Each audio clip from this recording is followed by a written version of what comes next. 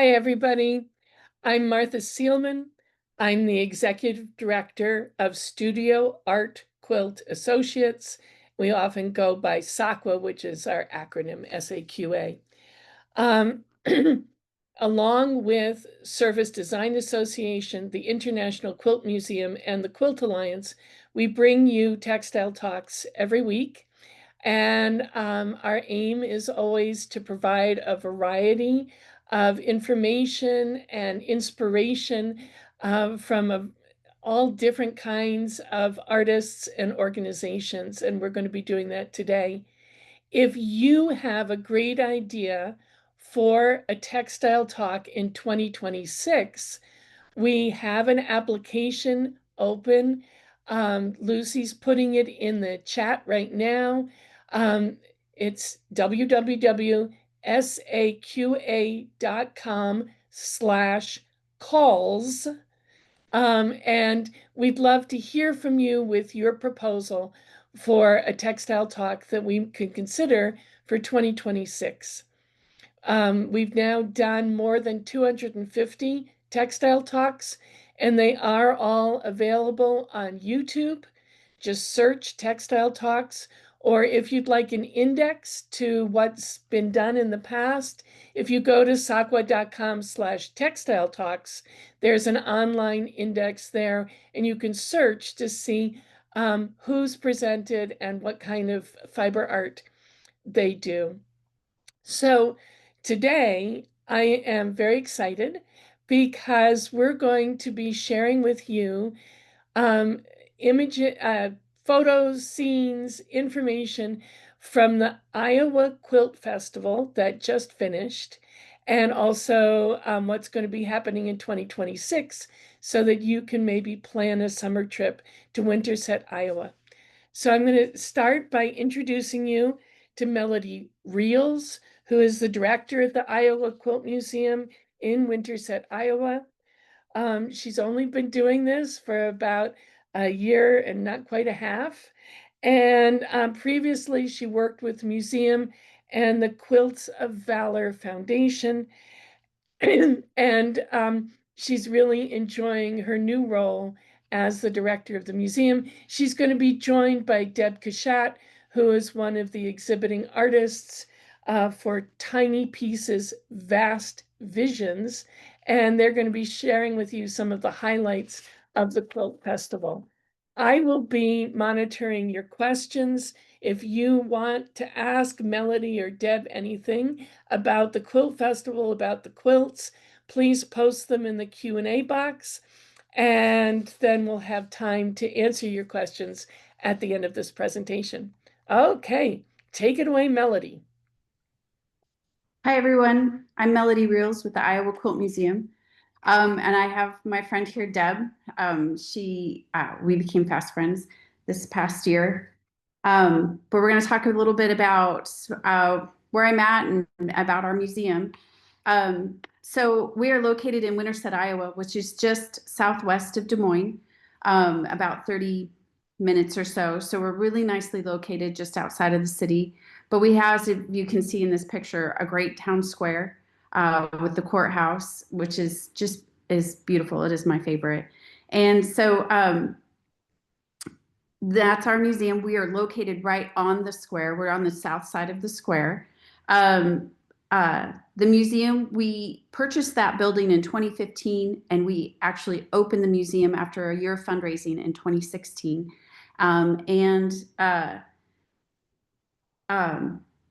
Sorry, just anyway. So anyway, it's been a lot of fun. I have known about the museum. I have been a member of the museum before I took on the role as director at the museum.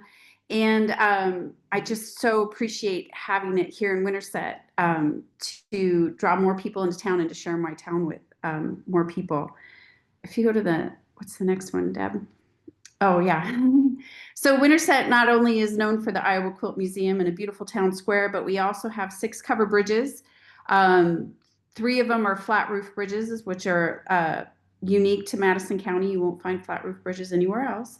We also have the birthplace of John Wayne Museum and his house that he was born in that you could tour. And then we also have Oh, just a lot of history through here. The Underground Railroad came through here. George Washington Carver lived here.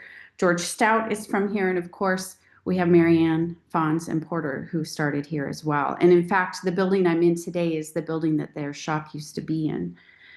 So it's a great little community, a great little town, and just a lot in this little space, which I just love. And I love to share it with people.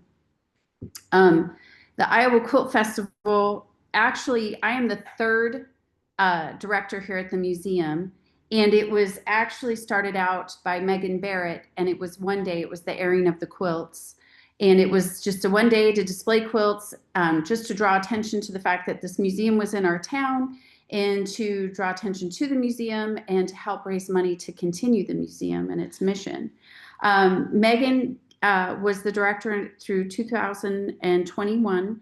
And the goal was always to bring attention to the museum, which also brings people to the town and to get the town to be involved as well. And then Megan kind of took that on in 2023. She actually, or no, 2022 is when Megan came, Carissa Heckathorn came on, and she actually extended it to 4 days. So we had a retreat and classes, which also brought, more of the community engaged because we were using their businesses. We were using their buildings for class locations and seminars or for lectures. We were also asking them to help participate by having a scavenger hunt or by providing food for our retreaters. So it just kind of started out really humble with a one-day event and is now up to 4 days with a 3-day retreat, and then still finishing it off on a Saturday with the airing of the quilts. It's our biggest fundraiser for the museum, and so we really try to go all out for it and to get people to come and be involved. Our mission at the museum is to promote the appreciation of American quilts and the art of quilting through displays of quilts and information about quilt history. If that's not a mouthful, I'd love to shorten that. But we do so with our space here. We have, if you could see on that left photo, those gray walls, those are movable walls.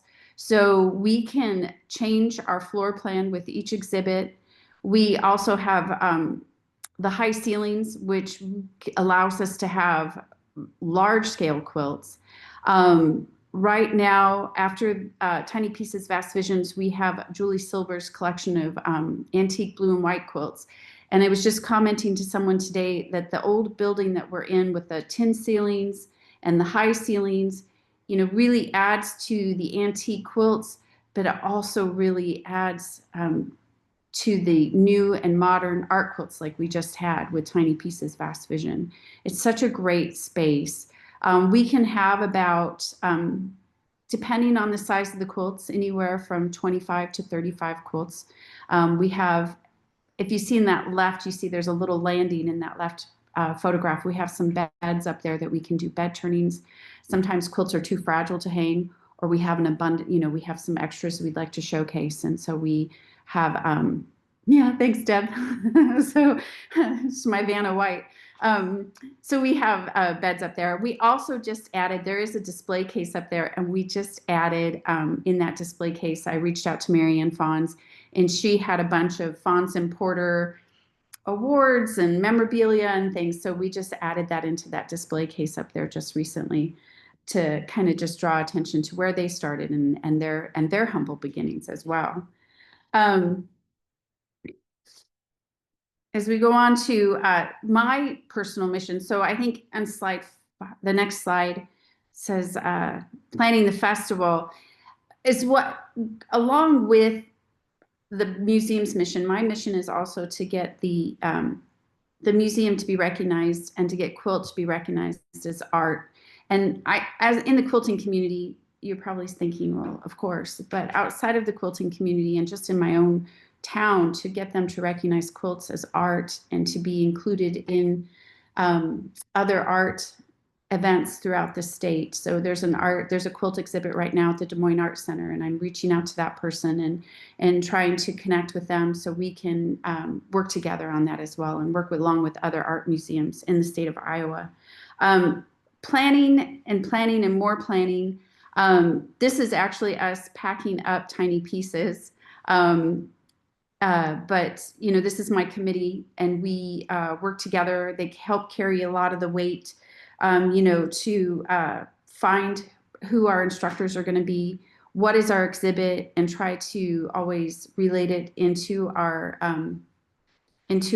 festival as well. So with Tiny Pieces being there, Irene Roderick, who is one of the Tiny Pieces ladies, she was going to teach a class and was unable to come. So Deb Cashatt and Susan Lapham and Niraja Lorenz stepped up and taught that class. So not only did they teach a class, and while their exhibit was here, then we also had Sharon Wasony, who taught an improv class, and we had Millie Curley, who taught a class. It was a spider web class. And so tried to incorporate along with our exhibit, the classes, and some things that are outside that as well. But, we tried to also reach out to the community to be involved, to do a scavenger hunt throughout this town shops. So, to get people engaged that way, to get our community involved, our business owners involved, as well as our visitors involved, and branching outside of seeing what other quilting things that we have going on that week. But they help but the committee helps, finding instructors, organizing the classes, where are we going to host them. Our town is a town of 5,000, and we have this great town square. So we try to keep everything centrally located. But, we're starting to branch out, and we're kind of outgrowing that as well, which is really nice in 8 years to be able to take it from a 1-day event now to a 4-day event. It takes a lot, many hands. But in that is we extended, when Carissa extended to having a 3-day retreat. So you arrive on Wednesday morning, and you go through Friday afternoon. This center is right on the square. This is called the Livery. It's an industrial-looking building, very clean, new. It has and he's so accommodating to us. He's been so great working with us. I don't know if you can tell in that photograph, but he adds extra lights for the quilters. I mean, we all bring our own lights, but he adds in these extra lights that he plugs in to help with that.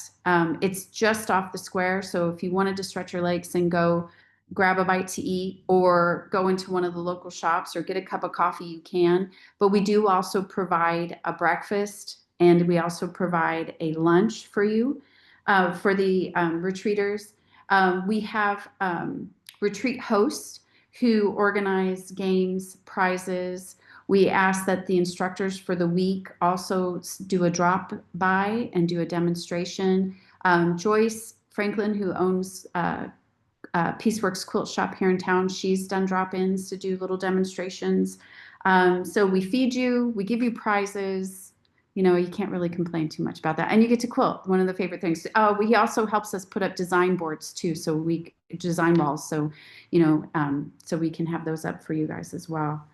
For lectures, we utilize also on the town square, the Iowa Theater. And as you can see on that right-hand side, if you don't recognize that person, that's Marianne under the marquee there. Marianne and her daughter, Rebecca, own that. They purchased the building, renovated the theater, made it a nonprofit, and saved it really back in 2015. And they took 2 years to gut it and take it back to the original stage with the can lighting. And so not only do they have movie theaters there, or movies that play there, but they also have, we've had little plays that have been there. A music club uses it. There's been concerts there and lectures there. And so we use it as a lecture center. And you can see on the left-hand side, there's the screen. So if you need a screen, they put up a platform just underneath the stage there as well. So they're super accommodating, and it's such a unique and fun and beautiful setting to have a lecture in as well. We usually keep our lectures to one day. We have one in the afternoon and one in the morning.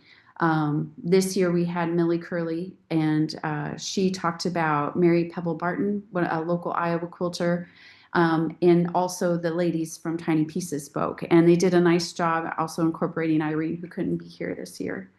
But then we also hold classes throughout the 3 days. So Tony Jacobson, who he's so involved throughout the week. He's great. He does so much for us, and it's really nice. And one of the things that he does is a mystery quilt class. So you pick a bundle of fabric, you choose, he gives you some options, you choose your fabric, he pre-cuts it, and you have no idea what you're going to make.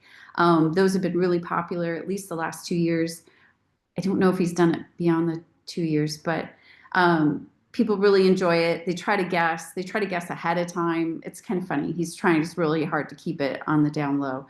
This year we had Scott Flanagan join us, and that was nice. He's got a little cult following that came out just for his classes. We extended this year to include, so Scott's class, and even Sharon had a class out there, and the Tiny Pieces, we extended to the fairgrounds. This year, Quilts of Valor Foundation had a retreat as well, and so we were going to share the fairgrounds building because we could use the extra space. They needed the space. We were nervous because we thought, oh, it's going to be off the square. Granted, it's less than a mile from the square, so it wasn't a real big problem, but we just didn't want people to feel disconnected from the festival by being out there. But it was a great building. We were able to divide it in half, have 2 classes at the same time. And that worked out really nice this year.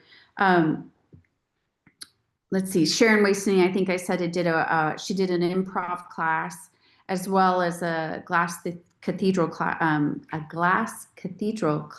as well this year. And in the past, we've had some great people come through. We've had Victoria Finley Wolf. We've had obviously Scott Flanagan. We've had Case Fassett, and Ricky Timms was here. I think that was the first year that Carissa extended it out to a 4-year thing, but he was here, and I think he gave some lectures as well. So we've been really fortunate to get some well-known people to come and join us for these 4 days. As well as we've had some we have a great tourism director here in Madison County. Her name is Teddy Yeager, and she has pulled quilt buses, tour buses that come through, and one of them always comes through during airing of the quilts. So we get bus tours. In that bottom right corner, we had a youth group come through from Des Moines just to not only, and then I did a whole quilting thing with them this summer, but just to draw in more groups. And we've had quilt guilds come through. In fact, this year I had a guild from Missouri come up, which was really special. I felt that was really awesome. So we just keep trying to expand and do what we can to get it out there and accommodate so many people. And then we finished the event on Saturday, continuing with airing of the quilts. We have public displays of the quilts, as you can see here at one of our covered bridges. We actually do 2 covered bridges. That's just conduit that we have that we put in between the rafters and hang the quilts from. We also use the courthouse. We hang quilts between the porticos on the courthouse steps, but then we have beds on all 4 sides of the courthouse. And you see Mary Ann with her quilts there. She was on the south side this year for quilt turnings on each side of the square, as well as the ones hanging in the porticos. We have 2 wineries, a hard apple cidery, and a brewery in town. And those cideries and the winery all participate with local quilt guilds and their own quilts to have a quilt display. In fact, this year was the first year the cidery participated, and they had a evening event where it was a ticketed event, but if you came with your airing of the quilt wristband, to say that you're a part of Airing of the Quilts, then you got to go in there for free. So again, just joining the community together and help support one another. And that was a lot of fun. And so this year we had 11 indoor ticketed displays. So I'm trying to really get more bang for your buck. You know, again, this is the biggest fundraiser for us. And I think we actually probably made more money on Airing of the Quilts than we did with the classes and lectures, with over 200 people coming through to see the quilt displays. So I believe we had 3 churches. We had 3 homes. We had some community members that wanted to show off their homes and their quilts and asked if they could participate. And that was exciting and awesome. We had an Airbnb. We had, what else did we have? I'm trying to think of where else we had quilts. Oh, and a ticket also gets you into the museum that day. And the girls from Tiny Pieces were gracious enough to do a meet and greet. Last year, Mary Kerr was here last year. She did a meet and greet during Airing of the Quilts as well. So a ticket to Airing of the Quilts, you know, gets you into those locations as well as the museum and to meet artists as well. On the right-hand side, we always do a Quilts of Valor exhibit. This is our monumental park. It's one of the first Civil War memorials put up in the United States in 1867, and there's 4 Civil War cannons. So we drape the quilts over the cannons and over the fence around the memorial there. And so, you know, I don't know if you're aware, but Winterset is the national headquarters for Quilts of Valor. So we really try to give them a lot of attention as well and kind of shine a light on them. And this year they had their own retreat alongside us. And so that was kind of fun this year to work alongside them. And they did a ribbon cutting. They opened a new office on the main floor. In the past, they started out their headquarters in the museum in a closet. And that was their office in the beginning. And they have outgrown that and now have a storefront on our courthouse square. So if you're into Quilts of Valor, if you're a member, you can make that part of your destination when you come to Winterset as well, because there is a little gift shop to see the gift shop in the headquarters. I like to point people there, quilters or not quilters. You know, I think, you know, everybody knows a veteran, and to learn about Quilts of Valor, I think is pretty special. If you don't know, that was also part of I worked there for about 5 years before starting at the museum. What else? So we reach out to local quilt guilds. We ask that they be members of the museum, and that's who's displaying the quilts, as well as antique quilts and personal quilt collections. That's because that was one of the questions we got, is where do all these quilts come from? And so we pull quilt guilds from Eastern Iowa, Northern Iowa, all locally, you know, just even in Des Moines, and they come and they're always happy to put their quilts on display. It's a lot of fun. Oh, and there's the exhibit. There's Tiny Pieces, Vast Visions. I mean, those quilts look so fantastic in that building as well. Along, you know, just as good as, you know, antique quilts. This exhibit, and I wrote the number down. Let me look back in my little notes here. We had 3,865 visitors visit Tiny Pieces, Vast Visions. And it was well loved and well received. And it was a true blessing to have them reach out. We really didn't know what we were going to have for the exhibit. And without knowing what we were going to have for the exhibit, didn't know what we were going to do for Quilt Festival. So once their book magically came through the mail and fell in my lap, and they were open to it and they were available, we hit the road running and tried to incorporate what we could of their exhibit into the festival as well. And we continued. Mary Kerr was here in 2024, and we did the same thing. Mary Kerr taught a class, and she also did a lecture. She did the meet and greet at the museum. I'm trying to think of what else I had her do. She was, you know, involved as well, and that's just it's so much fun for me to get to meet these great artists as they come through and get to showcase them and see them work. But I think now I'm passing it off to you, right, Deb? I think so. Yeah. Once I find my audio, but So Melody intimated that a book magically appeared on her desk at one point. So what the book was a catalog that we, Susan Lapham, Niraja Lorenz, Irene Roderick, and I created.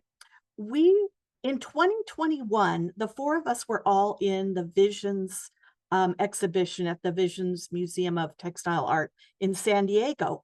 And there was a panel discussion online to meet the artists. And the organizer put the four of us together because we all pieced our quilts. So we decided, well, actually, I guess individually, people contacted each other, and I got a call from Susan saying, "Do you want to exhibit with us?" And I said, "Wow, yes, of course." So that's how we got started. And all we do is exhibit together. And we, we're just a small group. And once we decided we wanted to exhibit, we said we need something to send out in addition to just proposals. So we decided to make a book. And that's our number one marketing tool. We don't have social media for us yet. That might be on our to-do list, but that book has helped us get into the venues that we want to. So that's pretty exciting. I'll just show you a few of our quilts. Susan Lapham was going to be here to talk about our quilts, but she is in Yellowstone and couldn't get Wi-Fi connection. So I'm doing it all. So let me just tell you what Susan was going to say about me, because it's funny to hear what other people were going to say about you. So she said, "Deb is a full-time studio artist in Cameron Park, California.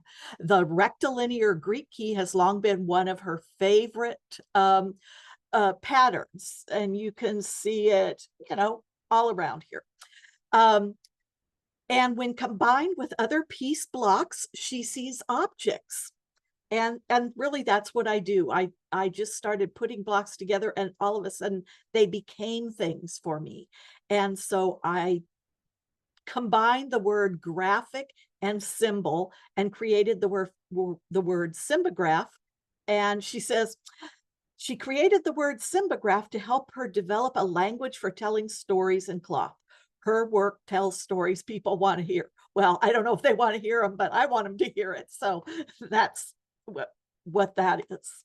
And I made this quilt especially for the Iowa Quilt Museum because I had a Sacramento-based basketball quilt that Melody really wanted, but I sold it. And so I decided to make a special one honoring Iowa women's basketball. And then we get to Susan Lapham. And so Susan is an abstract artist. You can see she's still in the quilts that were in the museum. She used very rectilinear shapes. And she is an abstract artist who dances between the design wall and the sewing machine. She is inspired by her unusual childhood. She spoke 3 languages. She managed 4 brothers, and she lived in 5 continents. And that alone should give you a lot of inspiration. Her pieces are riveting explorations of color. Some have an ethereal quality, and others are bold with color and movement.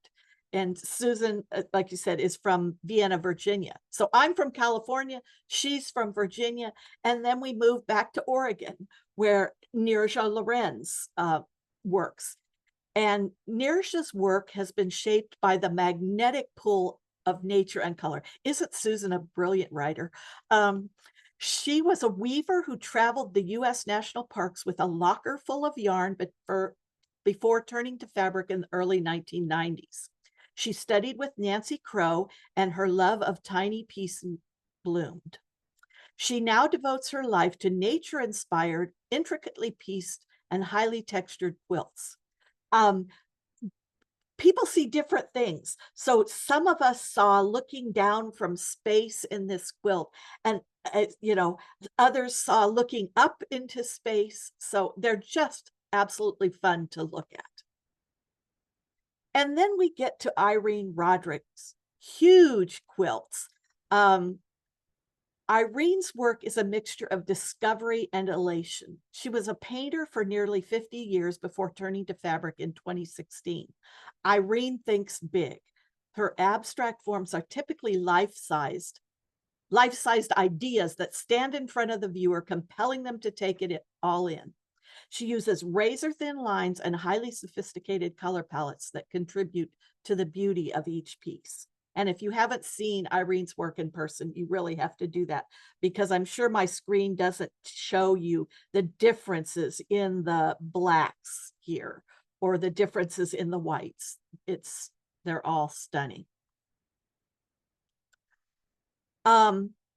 So this is after the week of the Iowa Quilt Festival, where we got to relax. And I want to read what Susan wrote here. She says, "We think of our work as a finely tuned quartet. Each piece shines on its own. We have our own voices, and combined, we make each other stronger in a brilliant display of artistic unity." How can you beat words like that? And so we were really honored to have Melody contact us to show at the Iowa, first at the Iowa Quilt Museum, and then be part of these 5 thrilling, jam-packed days that Melody and her entire staff and the entire Winterset community hosted. And it was just spectacular. So I can't encourage you enough to visit. So we did a workshop. Irene was supposed to teach the class, and since she couldn't travel, we said, Niraja and Susan and I said, okay, we could develop a class, and maybe Melody would like that, because we didn't want to leave her out in the lurch. So we got together, we developed our idea, and we pitched it to Melody. We said, we know we're not Irene, but what do you think about this? So she said, okay.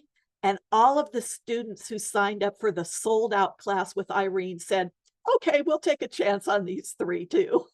So it was just a wonderful time. We each had our own techniques that we taught people, and then we were showing them how to combine the techniques and also to add their own personality.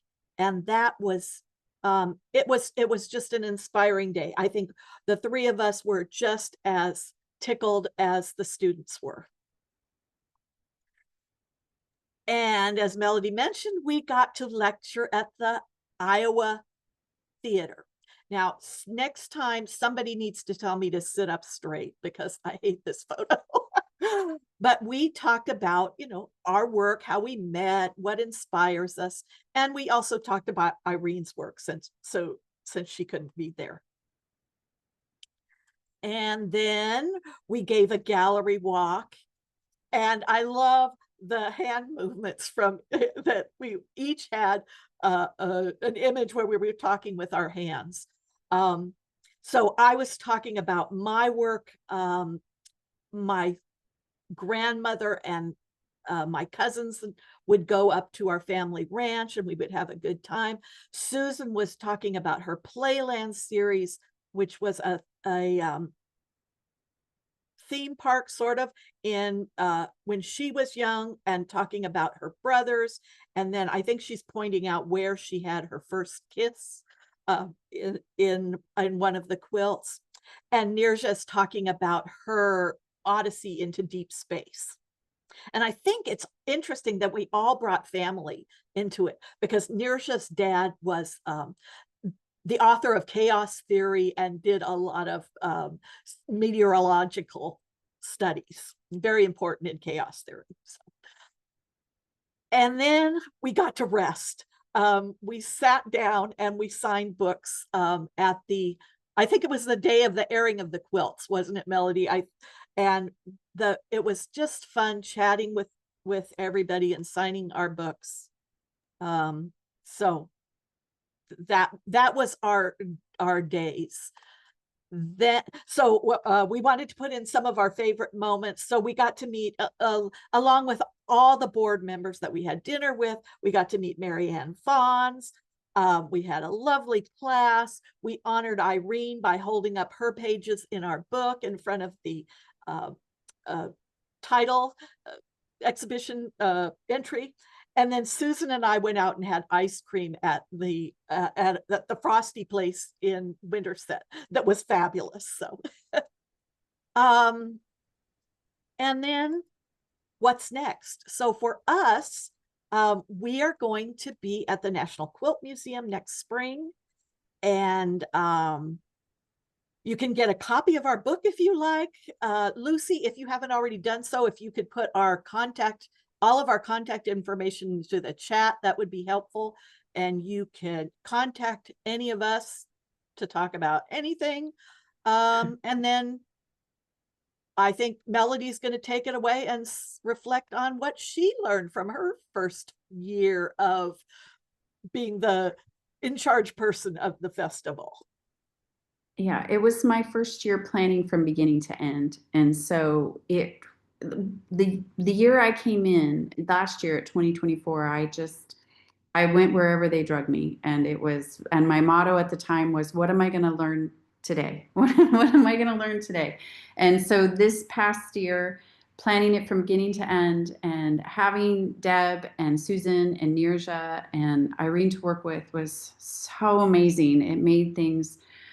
They made it really easy for me. And so it was a great year. And so I'm taking all that information and taking all that we did this year, and we're looking forward to next year. We already know what our exhibit's going to be. It is, the title is, it's In Flanders Field, the poppies grow. We are going to have all of the poppy quilts from the Cherry Woods Poppy Quilt Challenge. We'll have all of those displayed alongside. We think we'll have enough room for 5 Quilts of Valor quilts. So that is going to be during our festival. So that'll be the exhibit here during our festival next year. And so we're looking at including a drop-in sew-in for block builders for Quilts of Valor. Of course, Tony's he'll be doing his mystery class again. You see on the bottom right, there's a gymnasium with quilts. That's actually our local quilt guild, Coverbridge Quilters Guild. They do a quilt show at the same time at the elementary school. We offered as an add-on ticket that you can add their ticket onto our ticket, and you can go see their show as well. And they'll have vendors and they have items for sale as well. We try to do evening activities. We did a trivia night at the local pub. Tony does a lecture series out at one of the local wineries. And then we did a gallery walk this year with the ladies from Tiny Pieces. And so, but we're looking at maybe even adding an extra day for this upcoming year and including a bus tour to the International Quilt Museum. Just anything that we, that was brought up actually by Patty Freed out of California, also out of the Bay Area. She had mentioned that she thought that this might be a good idea. So we're looking at doing that for this upcoming year. But I definitely learned a lot. There were some bumps in the road, but the ladies made it really easy. I want to say too, their class, those 3 ladies each lady took time with each person in the class. And Joyce Franklin, who owns the quilt shop here, she was in that class, and I just saw her work not too long ago. She's still working on her piece, and I can tell what was inspired by Susan and what was inspired by Deb and what was inspired by Niraja. Your exhibit, I'm just going to toad on your exhibit a little bit. It is storytelling. Deb is telling you a story about her childhood, and Susan's telling you a story about her childhood. I'm sorry, Susan's telling you a story about her childhood and about growing up in Rye, New York, and going to Playland with her brothers and her experiences there. And Deb's is a great storyteller, not just with quilts, but as you can tell in person as well. And seeing those pictures of those quilts again, it was like seeing photos of my old friends. Your exhibit was so much fun. And photographs and videos don't do it justice. Deb used metallic thread and metallic fabric in those building and your makeup one, the putting on the face and the center quilts. And they just don't come through as well as if you see them in person. So if you're anywhere close to Lowell, Massachusetts, right? That's the next place. Yeah, then you definitely need to get over there and take a look and see them in person for yourself. Is that it? I think that's what we have. Here's our contact information if you're a visual person, but you can click on stuff in the chat. Yeah. So, Martha, take it away. Yeah, what am I missing? Questions? What did I rush through and forgot? No, I think you both did a wonderful job. I wanted to just share with you some quotes from the chat. Diane Bassett said, "This year's festival was fabulous." Oh, nice. Flo Banwart said, "The museum is wonderful." And Susan Cornell said, "Every show I've been to has been excellent." So you've got a lot of fans in the audience. And I think everybody who's watching is putting Winterset, Iowa next year on their bucket list. It sounds like a fabulous, fabulous thing. Between the airing of the quilts, the two wineries, the brewery, the apple cidery, the courthouse, the churches, and all the other quilt displays, how many quilts do you think a visitor to the quilt festival got to see? Oh my gosh. That I have never taken, I don't even know how to answer that question. It's so many. Hundreds. Let's see. Well, if I have 11 displays, okay, wait, take out the museum. Okay, if there's 10 displays, quilt guilds bring, I don't know how many they bring, depending on the size of the church. Mm-hmm. I don't know. Is anybody on my board on this chat right now? Are they seeing this? Maybe they can chime. Well, we'll look for you to add it up. It's a lot. Here. It's a lot. There was a practical question which said some of the quilts, especially the quilts from Quilts of Valor, are being displayed outdoors with no roof. So what do you do to protect them from pigeons and rain? Well, so this year we did have some rain. So the quilts that were supposed to hang in the porticos, the quilter was like, "Please don't. I didn't pre-wash my fabric." So we brought them in the museum and they laid on the beds for a quilt turning in the museum. And then Quilts of Valor quilts were moved to a church just a block away. And we tried to get signage out there saying where it was at and that it was and that would have been a public display, even though it was in church. So we were trying to let people know that, you can come in and see them. But that was something that I was on my now I know kind of thing, or, more signage, social media to let people know, where it's at and let staff know. So the beds are protected, the ones on the courthouse, because it is under, a roof, but with the porticos, they're out just a little bit. So yeah, those came indoors. And then Joyce Franklin had her quilts at the cidery on a banister. And she just left them. Because it wasn't coming down, it was just drizzly. And so I think she left hers. And then at the winery, at that cidery, they had quilts inside. At one of the other wineries, quilts were inside. And then at the second winery, which is south of town, their quilts are usually displayed outside. And so they tried to bring them inside and do something inside with them. But we try to have a plan B. Or wing it. I'm a good winger. Yeah, you are the best. Thanks. Plan Bs are always good. My eldest son is getting married next weekend, and it's outdoors. And I said, "What are we doing if it rains?" He said, "Umbrellas." So there you go. Plan B. Deb, what I wanted to ask you was, so the four of you got together and said, let's try exhibiting together, and you've been very successful, and your book looks wonderful. How do you manage who's doing what between the four of you? Very informally. We're really good at winging it too. That's the title of this talk. Winging it. Yeah, it's, you know, it started out, Niraja was really good at sending out proposals, and we had a list of people who were, you know, okay, you're going to take these places and you're going to take these places. And I think Irene, Melody, you were on Irene's list, and she contacted you. And then when she got ill, then I called you and I called her and said, okay, can I take over for Iowa? And we you know, it worked out. And, you know, Susan's on vacation, so it's like, okay, we're winging it again. Yeah.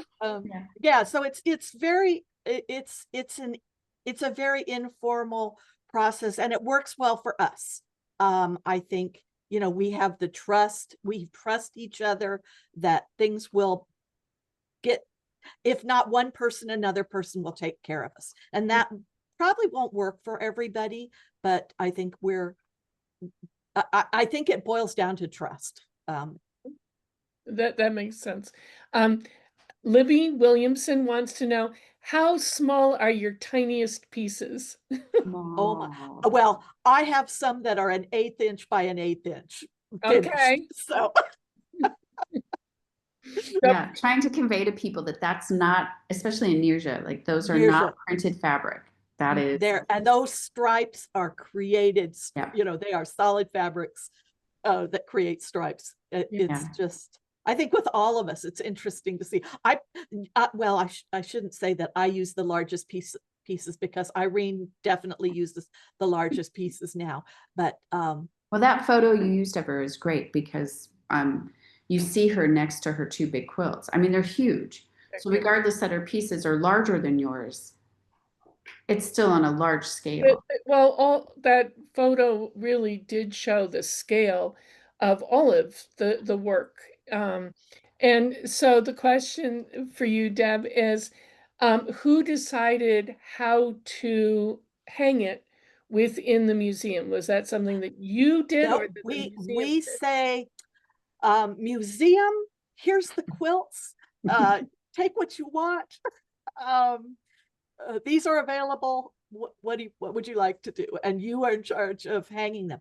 Now, I have to say, and I misspoke. I said the National Quilt Museum. That was last year. The New England Quilt Museum in Lowell is where we will be next year. And we have some exciting things planned. I think I'm going to tell you. Don't tell anyone else, I'm telling you. But Niraja has always had this desire to hang her quilts covering the walls with no overlapping on the ceiling, like you're walking. I envision it as walking into a kaleidoscope. And so they're going to do that in one of the galleries at the New England Quilt Museum. I've been telling people. Oh, good. So I'm so excited about this. So it'll be, she will actually be there to help with that installation.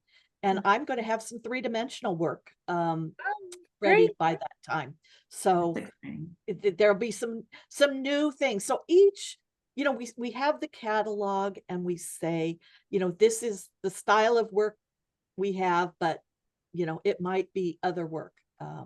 Well, I think you reached out to me and asked me, what is our space? How many can we send? And so me being so great at math and measurement, I've had somebody else figure it out. and whatever works for you. Yeah. So I think you each sent 6 quilts a piece. Yeah. And then, and you kind of decided what you wanted to send. And then my committee, my board, and I we threw them on the walls the way we thought they looked best. And it just happened to work out. So and it was, and each place has been different. So at the National Quilt Museum, they put all of my quilts together and all of Susan's quilts together on and on, and Melody intermixed them, and you know, I thought that was really interesting. They spoke to each other. Mhm. Yeah. Yeah, and I was pleased to see that because I'm very familiar with the work of the four artists, and they look fantastic together, which is not necessarily how you would see them in other exhibitions. So, congratulations! It looks like a gorgeous exhibit. Melody, I've got one last question for you, which is if somebody is interested in starting a quilt festival, what's your advice? Now that you're such a seasoned veteran. Right. Surround yourself with great people. I mean, it's not a one-man show. I mean, I know my job is just me, right, at the museum, but I have a great board and then I have a great committee. And so it takes, surround yourself with great people and then just do it. Just do it. I mean, this started out as a one-day event, and 8 years later, we're in 4 days, looking at maybe possibly 5 days. And to be honest, we look at other festivals. Like we really have been looking a lot at the Sisters out of Oregon and looking at their festival, who celebrated 50 years this year, right? Yeah. And so what was their special sauce, and what is it that they are doing, and what can we borrow from them? Like what ideas would work here as well? Can we do that?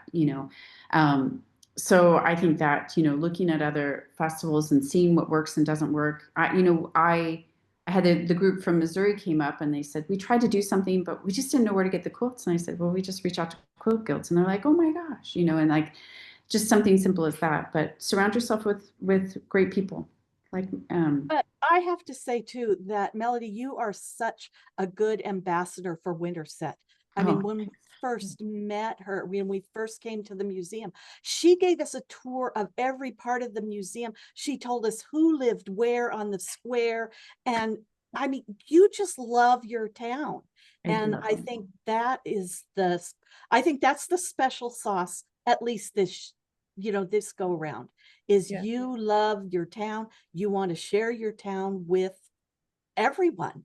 And that to me made all the difference. I wanted to go into every restaurant that you recommended and every winery, every cidery. So yeah. Mm-hmm. Yeah, the photos of Winterset are just lovely, and it just has a wonderful cohesion, where you really feel like you're stepping back in time until then you see the photos of inside the museum, and you realize that while it has the tall ceilings with the tin ceilings, um, the inside is very contemporary and modern, and the art quilts look gorgeous in it. So, congratulations to you both. It looks like a fantastic event. Thank you so much for sharing it with us today. Thanks for having us. I really appreciate it. Yeah. To our audience, thank you for joining us today. If you enjoy Textile Talks, please consider making a donation. Putting on Textile Talks costs almost $50,000 between the technology and the staffing necessary. So any donation that you can make is a big help.